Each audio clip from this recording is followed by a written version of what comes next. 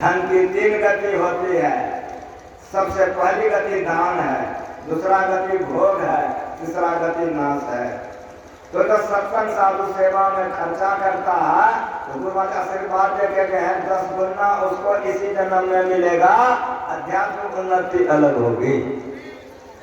महाराज की जितना धन आप लोग लगाए हैं, हम चैलेंज देके कहते हैं, ऐसे नहीं बोलते, हमको गुरु पर बड़ा भरोसा विश्वास है। जितना धन आप लोग लगाए हैं इसी जीवन में 10 गुना बनेगा, अध्यात्म उन्नति बनेगी। लेकिन आप मेरी बात सुनिए, सत्संग मंदिर तो बना लिए हैं, ठीक है, चौका कैसा है? आप लोगों का चौका ऐसे है जैसा गुरु महाराज जी का है, ईमानदारी से बोलिएगा।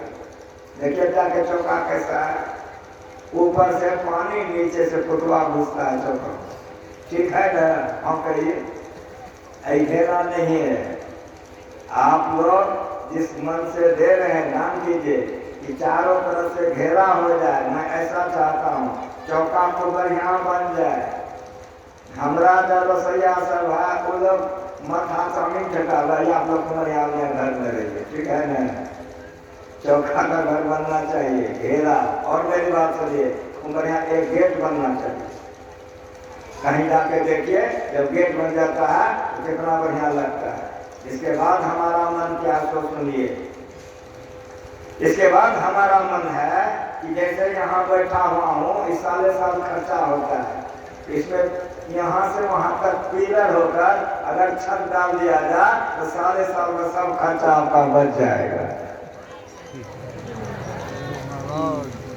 गुरु महाराज शरीर थे, आप लोग कुपा घाट गए हैं, सत्संग मंदिर भीतर में था, जब नहीं हटने लग गया तो बाहर का हॉल में आप लोग गए होंगे, अभी जो हॉल बना है।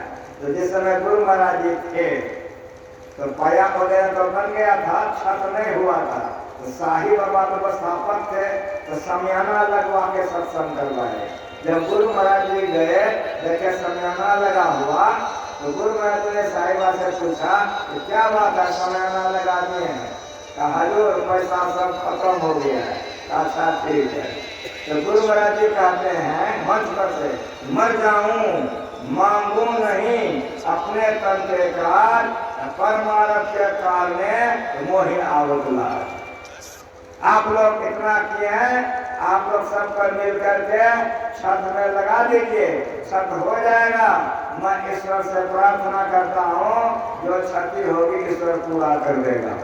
उसी तरह से मैं आप लोगों से निवेदन करता हूँ कि यहाँ की कमी को पूरा आप लोग सबको मिलकर कीजिए।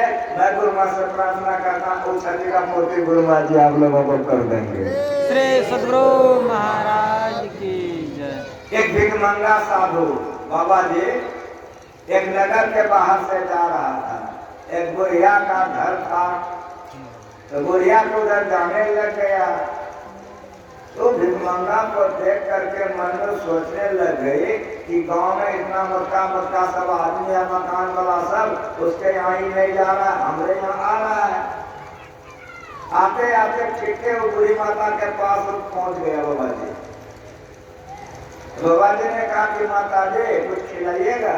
तो बाबा जी को देख कर भिखमंगा नहीं पूछता है सब कि ना माथा भारी बड़ी तो सिर्फ बुढ़िया माता बिगड़ी, इलाज शर्म नहीं लगता है कि मर्दाना होकर के हमसे भीख मांगते हो। एक गाँव में नहीं सुझा बड़का बड़का घर मकान, उधर न चला जाता। क्या माता जी बड़ी भूख लगी है, कुछ खिला दो। भीतर गए, सरा पचा एकदम से, जो कि कुतवा भी नहीं खाएगा, तो कोई काम में नहीं आएगा, उठा के पटक दी, लो आयो खा लो। बड़ा मजा से खा लिया। का माता जी कुछ पीने के लिए नहीं दोगी? बड़ी बेशरम। अंदर गए, खूब गुदरी गुदरी, जो कि पोछना में भी नहीं बीतेगा, कोई काम में है, गुदरी ला करके दे दी। तो बाबा जी लपेट लिया डरा में, नाचने लगा कि माता जी बड़ी दयालु हो, का पेट में दाना गया, कपड़ा वाला डांस नहीं करोगे? चला गया, आगे बढ़ा, आगे जो जा रहा था एक झोपड़ी नजर में आ गई, दूसरी झोपड़ी, उस झोपड़ी की तरफ जाने लग गया। उस झोपड़ी में जो माता जी बैठी थी उसके मन में लगा कि एक तो मैं दुनिया का गया गुजरा हूँ, भीख मांग के खाती हूँ, ये मेरे तरफ आ रहा है। जब आने लगा, अरे ये तो मेरे ही तरफ आ रहा है। जैसे दरवाजे पर आया, बाहर आकर के चरणों में प्रणाम किए, हाथ जोड़ करके बोले कि बाबा क्या चाहते हैं? कहा माता जी भूख लगे, कुछ खिलाओगे? नाचने लग गई। करी राम, हम तो ये समझे थे दुनिया में हमसे गया गुजरा कोई नहीं है।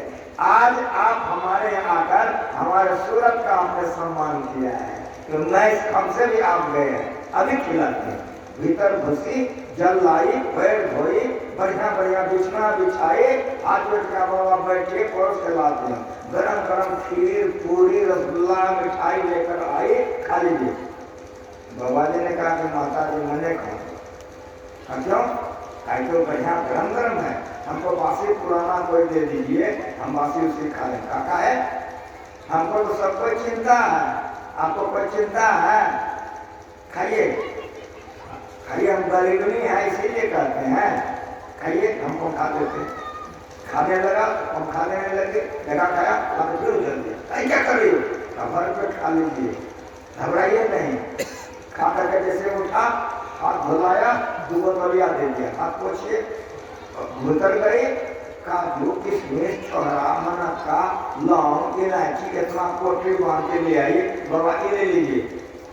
क्या करें ना, जाइएगा ना रास्ता में, खाइएगा ये सब। ऐसी जब नहीं, हम गरीब नहीं हैं, कम ना नहीं लेते हैं, तो पक्का वाला देता तो रख लीजिए।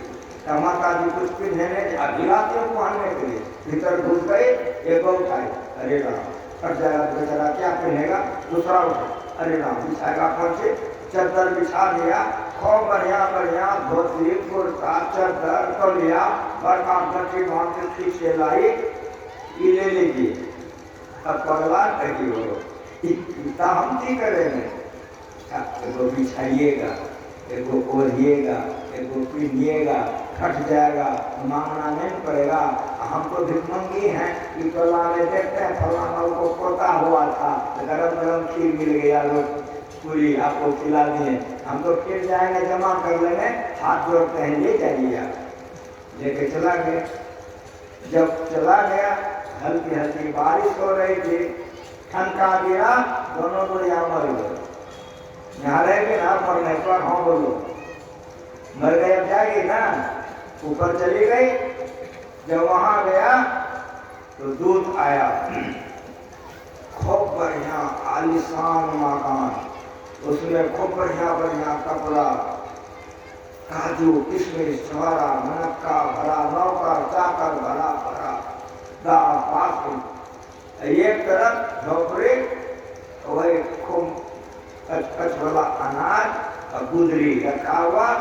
दूध ने कहा माता जी आप किसमें रहिए, भवन में। इस प्रकार के आप किसमें रहिए। जैसे देखी गुजरी तो वो एकदम से सड़ा हुआ अनाज लड़ने लग गई। तो मुँह देखा है रे, वहां तो हम दोनों भीख मांग के खाते थे, भीख मांगी हमें, इसके लिए राजमहल हमने ये तब कहा हमको चिंती हो, खूब चिंते, तुम देखा है नहीं चिंती हो, देखो मैं कौन हूँ। जिस रूप में भीख मांगने गया था प्रकट हो गया। इसने जिस भाव से जो दिया है इसका है, और तुम जिस भाव से जो दिए तुम्हारा है। समझ में आ रहा है? गुरु महाराज का प्रवचन सुनो। एक सत्संगी हमारे हैं, खाने का, पीने का, कपड़ा लत्ता, घर मकान, पोता पोती कोई कमी नहीं है। खाता है, पलंगी पर बैठकर ध्यान भजन करता है। एक सत्संगी है, रहने के लिए घर में, खाने के लिए अन्न नहीं, कपड़ा नहीं, क्यों? तो गुरु महाराज से कहते मुट्ठी करा, साईं इतना दीजिए जामे कुटुंब समान, मैं भी भूखा ना रहूं, कोई साधु भूखा जाए। खूब बढ़िया सुनिए, भजन ध्यान कीजिएगा।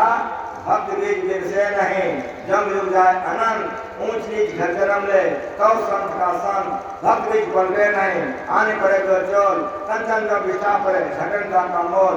भक्ति के प्रभाव से मनुष्य का शरीर मिलेगा, लेकिन अगर हाथ खड़ा रहेगा तो गरीबी बड़ी रहेगी। इसीलिए अगर दान पुण्य कीजिएगा तो घर बढ़िया, मकान बढ़िया, खाने पीने का कमी नहीं रहेगा। अकोला मेरी पर बैठ के भजन के लिए, इसीलिए साईं इतना दीजिए जहाँ मैं तुम समा, मैं भी वो खाना रहा प्रसाद उनका जाए।